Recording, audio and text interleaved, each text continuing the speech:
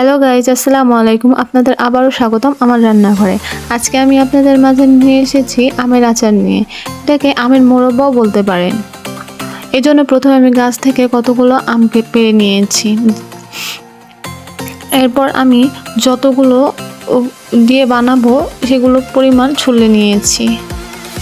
তারপর এখানে আমি ছুলে এবং আমার আম্মুকে দিয়ে কাটিয়ে নিয়েছি। লম্বা লম্বা করে কাটিয়ে নেবেন। যেহেতু আমি ফার্স্ট টাইম বানাচ্ছি সেই জন্য আমি অল্প করেই বানাচ্ছি। এরপরে এর মশলা বানানোর জন্য এখানে নিয়ে নিয়েছি আনাম ধনে, তারপরে দিয়ে নিয়েছি পাঁচফোড়ন, তারপরে দিয়ে নিয়েছি শুকনা মরিচ এবং তারপরে দিয়ে নেব কিছু জিরা। এরপর এই মিশ্রণটাকে সুন্দর করে ভেজে নেব। এই মশলাটা বানানোর জন্য খুবই সুন্দর করে এগুলোকে ভেজে নিতে হবে। একদম বেশি কড়া করে ভাজা যাবে না, তাহলে পুড়ে যাবে, এর গন্ধটা আসবে না। আবার একদম কমও ভাজা যাবে না, পারফেক্ট করে ভেজে নিতে হবে লাল লাল হলে। তারপরে আমি আমগুলোকে এইভাবেই কাচিয়ে নিচ্ছি।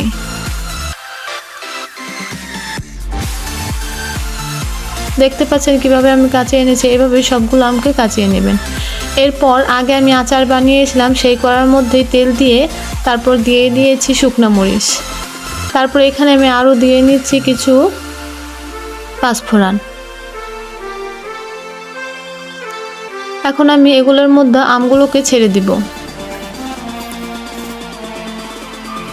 সবগুলো আম এভাবে দিয়ে নেড়ে চেড়ে এটাকে লাল লাল করে নিতে হবে।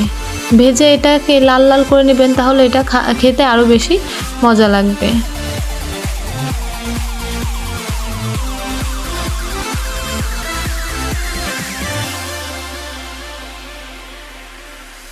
দেখতে পাচ্ছেন আমি কিছুক্ষণ ভাজার পর আমগুলো লাল লাল হয়ে গেছে।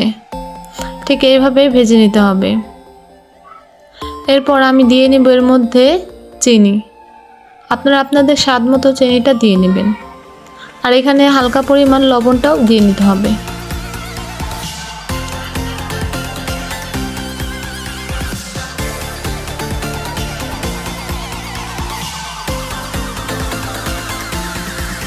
তারপর এইভাবে নেড়ে চেড়ে নেবেন। দেখবেন একটু পরে এখান থেকে পানি উঠছে।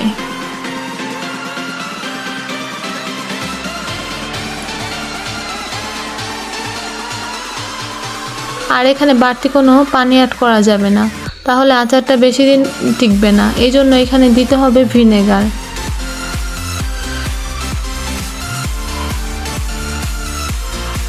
এরপর আমি ভিনেগার একটি বাটিতে ঢেলে নিয়েছিলাম। এরপর ভিনেগারটা দিয়ে নিব। এতে আমার আচারটা দীর্ঘদিন পর্যন্ত থাকবে, সংরক্ষণ করা যাবে। আপনারা চাইলে 1 বছরও সংরক্ষণ করে নিতে পারবেন। এরপর এইভাবে নাড়াচাড়া করে কিছুক্ষণ আমি এটাকে ঢাকা দিয়ে রাখবো। কিছুক্ষণ পর এর মধ্যে আমি দিয়ে নিব শুকনো মরিচের গুঁড়া। যেহেতু আমি ঝাল পছন্দ করি বেশি, এই জন্য আমি ঝালটা বেশি দিয়ে নিচ্ছি। তারপর ঢাকনা দিয়ে ঢেকে রেখে কতক্ষণ পর আবার এটাকে উঠিয়ে দেখব। দেখতে পাচ্ছেন এটা কি সুন্দর লালচে কালার হয়ে গেছে। এখন প্রায় আবার 10 মিনিট 15 মিনিটের মতো ভেজে নেব। এরপর ঢাকনা উঠিয়ে আমি দিয়ে নেব ওই যেই মশলাটা বানিয়েছিলাম ওই মশলাটা। এরপর দিয়ে আমি এটাকে আবার নেড়ে চেড়ে নেব। যেহেতু রাত হয়ে গেছিল, সন্ধ্যার পর সন্ধ্যা লেগে গেছিলো, সেই জন্যে ভিডিওটা এরকম কালচে দেখাচ্ছে।